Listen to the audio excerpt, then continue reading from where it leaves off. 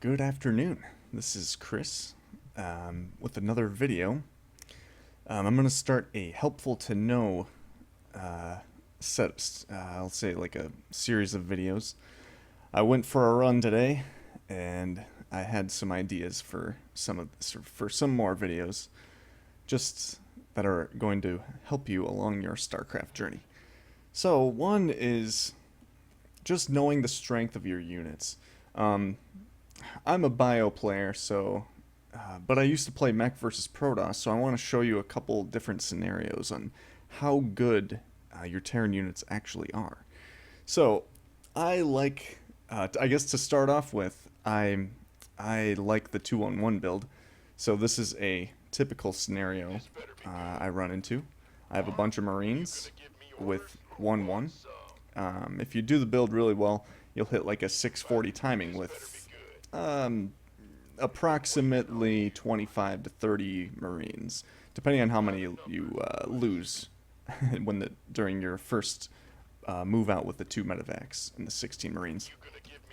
So anyway, we're going to pretend that we lost a couple Marines, and we have 24 Marines. Okay, so we have 1-1 though, and the Zerg does not have 1-1. So this always makes me really confident because Lings are kind of shit if they don't have upgrades. Kind of like Marines, but I don't know. Just knowing the strength of our units is gonna really help us win our games. So watch what happens. The Zerg has, let's see, 36 supply, 70 Lings versus 24 Marines. They're 0-0. So let's watch what happens. Alright. And it looks like we just smashed all of the Lings. I don't know, like I was streaming one time and some guy was like, "Whoa, that was a massacre," and I was like, "Yeah, shoot," because I kind of forget that the people watching don't really have as good of an understanding of how strong their units are, so I just wanted to make this video. So anyway, so we know that we have 15 Marines left versus 70 Lings, which is pretty insane. So now let's give the Zerg some creep and see how well we do. Oh, whoops, they already have a drone. And let's pretend we are fighting on creep, which is even more ballsy. So let's do this. Pretty much when Zerg fights on creep, their units can surround you a lot quicker. But yeah, you can see that we still managed to win. We just lost a few more Marines, so that's not even that bad. Alright, so now let's do this again, but let's give Zerg 1 carapace, because sometimes Zerg does the build where they have 1 carapace. Oops. Let's see how this goes. Alright, we still smash the Lings. We lose 1 more Marine. And finally, let's give the Zerg equal upgrades.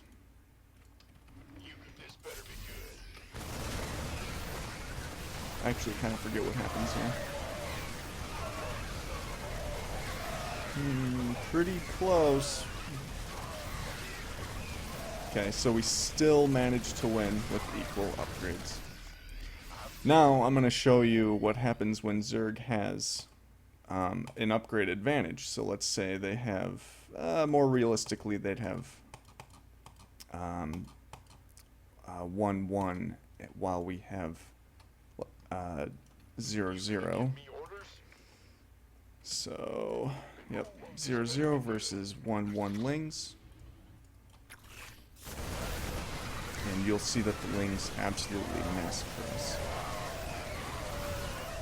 So, this just gives you a good idea of how good our army is versus the Zerg army early in the game. So, I don't know, for me, I had a coaching session one time, and My coach showed me this, and it was really helpful because I always like to do the 2-on-1 build because it's just really fun build. It's really, I don't know, just active. Lots of shit going on, so I don't know, but I'd find that whenever I did my timing and I saw a bunch of Lings, even though I had an upgrade advantage, I would like run away because I thought the Lings, I don't know, I just didn't really understand the potential for my units. But yeah, so hopefully that helps you out. I guess another thing that I'd like to show you is you can also practice. You can practice versus Lings and then throw in a couple Banelings on there. Want to make sure that they have Baneling speed off because, yep, it's off. Or, now it's off. Okay, so you can throw in a few Banelings in there and then click attack, and then you can practice trying to focus fire the Banelings. Cool. And then you can just hit reset and do it again. And this is a really good way to practice fighting the Banelings. Target firing the Banelings. I would actually recommend, I mean, if you're a bio player and you're playing, you know, a few hours a day, then I would recommend doing this for like, I don't know, like 5 minutes before your ladder session, you know, and then after like a week, you'll get pretty good at target firing the Banelings. You can just keep hitting reset and click, and then you can even go back, do the whole drone thing, give them some creep, and then practice target firing the Banelings while on creep, because it's a little harder because they move a little quicker. You can see I haven't practiced this in a while, but just showing you the idea of practicing clicking on the Banelings, which is actually very helpful if you're playing bio. And lastly, what I wanted to show is, since I mentioned I used to play mech versus Protoss, and I've been watching some streamers play, and the Protosses tend to have carriers, some stormers, maybe some disruptors, and then maybe like some meat in there. And I don't know, some Terran players, I don't think they understand the potential of battle cruisers. Let's even give ourselves 8 battle cruisers, and we'll give ourselves a few ghosts, like 15 Marines and a medevac. Okay, so you can see we have less than our Protoss opponent. So let's see what happens here. Okay. I think this is a pretty realistic scenario right here for Terran vs Protoss. Alright, let's just hit attack. I won't be able to micro the Protoss too well, but we'll throw some disruptor shots. And I just used the EMP. I just pressed Yamato cannon on all his carriers. And if you notice, I'm one-shotting his carriers because one EMP plus Yamato one-shots a carrier. So you can see I absolutely smashed his army. I mean, even if he had the stormers in there and tried to storm the battlecruisers, we would still win the fight.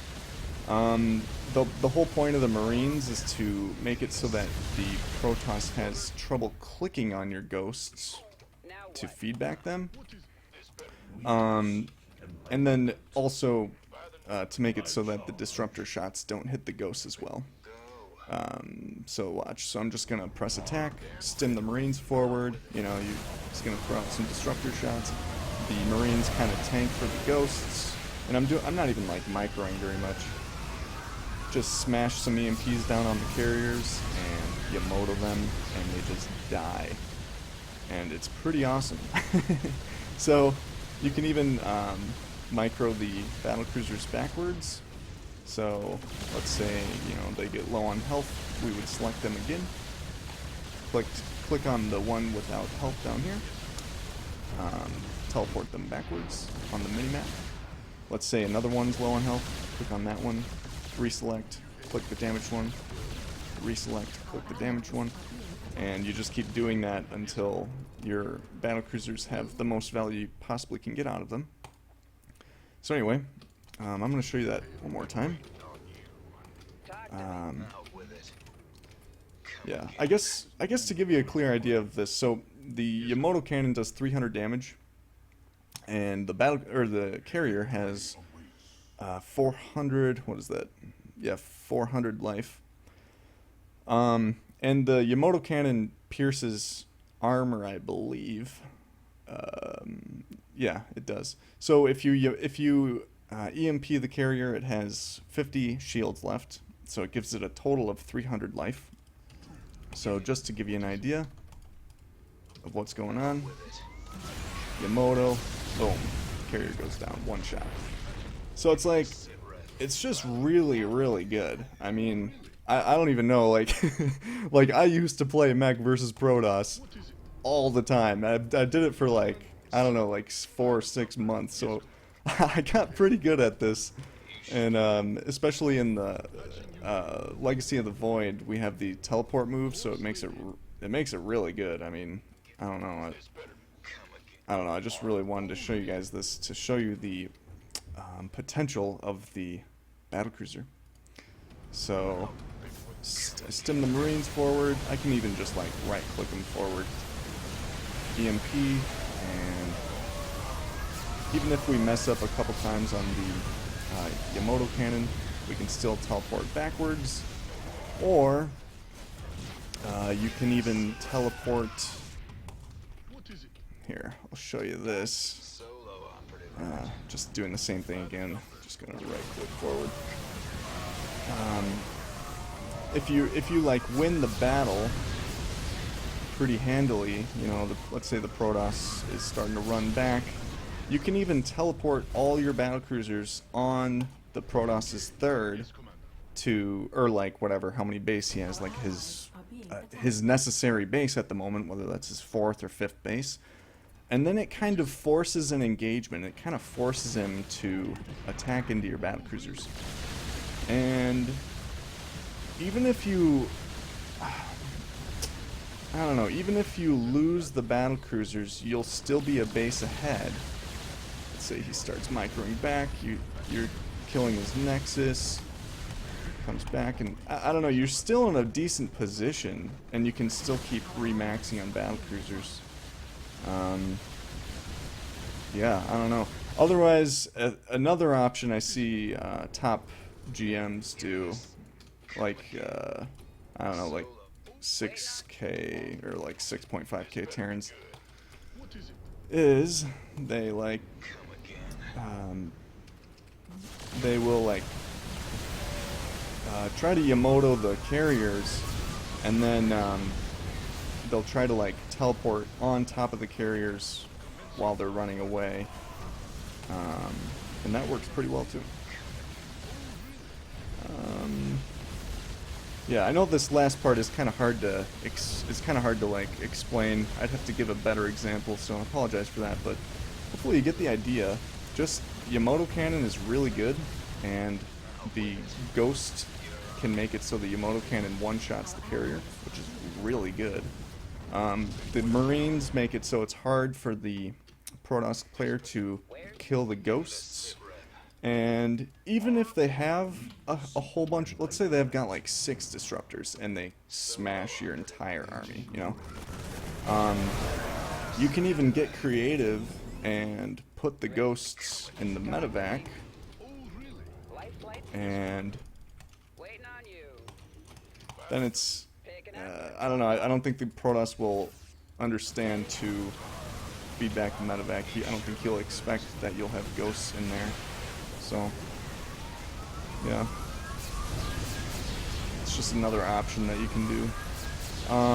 Worst comes to worst, if you don't have Ghosts, you can still Yamato, do a double Yamato on the carriers. So 1, 2, 1, 2, 1, 2, because two Yamatos one-shots the carriers as well, and then jump back. And then repair, and you'll probably, I don't know. Yeah, battlecruisers are pretty good versus carriers, so even if they come to your 4th or 5th base or whatever, you should be able to fight them off in a defensive position with reinforcing battlecruisers too that have Yamato cannon from the start. Alright, and that's uh, almost it, I guess. I do want to show this as well. If they have Tempests, it's a little harder to kill the Tempest with carriers. You kind of have to, I usually see Terrans like teleport their battlecruisers on top of the Tempests, but you can still use the ghost trick, because, here, actually I'm going to show you this a little bit clearer. So you can see it has 300 health, 150 shields. So to one-shot a Tempest with a Yamato, you need a double EMP on it. So here, I'll Yamato and double EMP. Boom, one shot. Just to show you in case the Marine fired at it. Double EMP, one shot.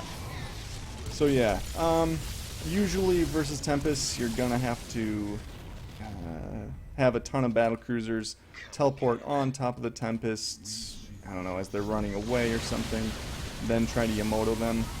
But just saying, you can include ghosts, and if you get a double EMP off, or you can, ideally you can get a double EMP off and then one-shot all the Tempests, and that makes battlecruisers OP. So, anyway, the point of this video is I'm trying to show you the strength of Terran units. Yeah, I don't know, I've sat in unit tester for a while before, and just tested battlecruisers versus various armies. One key thing I learned is that if you use EMP, pretty much Terran can fight all kinds of different Protoss armies, because EMP is just so good versus Protoss. So, I don't know, that's what I wanted to show you guys, so hopefully that helped you out. That's all I got, so maybe I'll think of more scenarios to show you that are really helpful.